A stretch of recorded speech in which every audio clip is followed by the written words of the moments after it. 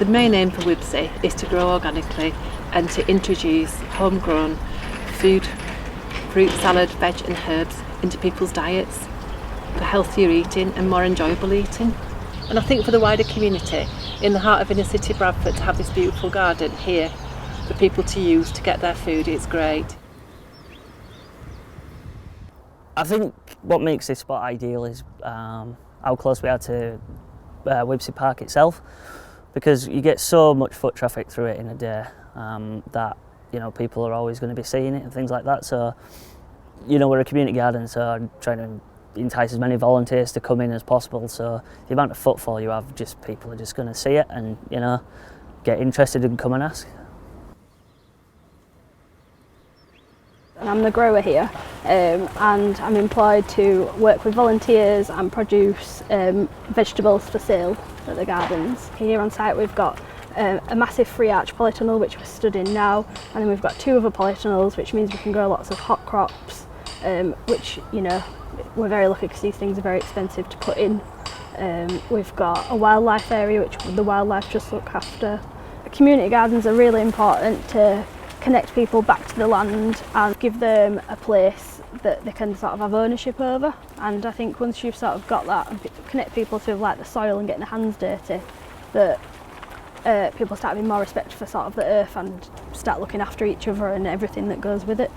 One of the Kickstarters said to me last week before he left that the gardens was really special to him because of COVID, he's around 20 years old, he'd sort of not really been out the house, and I think he sort of missed that important time in his life. And he was just saying how amazing it was to have a purpose each day to come here and to be around people. I think a space like this is really important for the community because it's sort of a point where you can get away from everywhere else. Like when you come in here, everything's quiet, so it's just a nice place to sort of come and reconnect with nature a bit as well.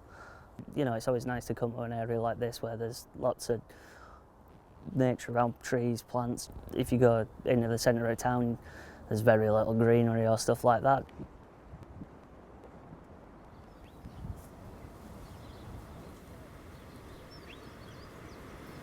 We have people with all different skill levels, some people with no experience whatsoever, some people that have got, building experience, growing experience, and everybody's happy to share that knowledge and work together. We try to work to each other's strengths, take the time to explain it. The community spirit is really strong in here. We have some generated income, but a lot of our income is definitely from external funds. I do all the applications for funding, and we do a lot of them. We get a lot of support from national bodies, but also from our local council, which is brilliant. But it's always a challenge. You work out a lovely project, you get really fantastic ideas about what you'd like to do, and then you ask for the money to run it. And sometimes you get it, and sometimes you don't. Advice I'd give to a new organisation, a new charity, would be to work in partnership with one that's more established. I'd do joint applications where you both take some of the funds and some of the responsibilities and share the work. The other thing that I'd do is, as I've collaborated with different organisations, I'd then ask them to read my funding applications and to comment on them before I submit them. And sometimes it's good to get a different perspective. You don't always hear when you've written it yourself how you're coming through. I would say start small. If it's too big and there are too many projects going on and you're pulled in too many different directions, you go nowhere fast. Keep it manageable, keep it small, and let it organically grow, as opposed to starting off big and then suddenly thinking, what do we do? If I was going to advise a new group, I'd say it's going to be shockingly hard work, but you'll love it.